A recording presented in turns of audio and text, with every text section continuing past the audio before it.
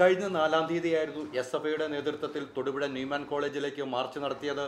അകാരണമായി സസ്പെൻഡ് ചെയ്ത വിദ്യാർത്ഥിയെ തിരിച്ചെടുക്കണമെന്നാവശ്യപ്പെട്ടായിരുന്നു മാർച്ച് അക്രമാസക്തമായി. പ്രിൻസിപ്പലിനെ ബന്ദിയാക്കിയ SFI പ്രവർത്തകർ ഓഫീസ് അടിച്ചു തകർത്തു. അധികൃതർ അവഹേളിച്ചതാണ് സംഘർഷത്തിനിടയാക്കിയതെന്ന് വിദ്യാർത്ഥി നേതാക്കൾ പറഞ്ഞു. മാനേജ്മെന്റിന്റെ പരാതിയെ തുടർന്ന് 7-ാം തീയതി വാർത്താസമ്മേളനം നടത്താനെത്തിയ SFI വിദ്യാർത്ഥികളെ പോലീസ് അറസ്റ്റ് ചെയ്യുകയായിരുന്നു. പിന്നീട് ഇവരെ കോടതിയിൽ ഹാജരാക്കി റിമാൻഡ് ചെയ്തു. എന്നാൽ ഉന്നതതല അന്വേഷണം ആവശ്യപ്പെട്ട് കോളേജ് മാനേജ്മെന്റിന്റെ നേതൃത്വത്തിൽ തൊടുപുഴയിൽ പ്രതിഷേധ റാലി നടത്തി. വൈദികരടക്കം നൂറുകണക്കിന് ആളുകളാണ് പങ്കെടുത്തത്.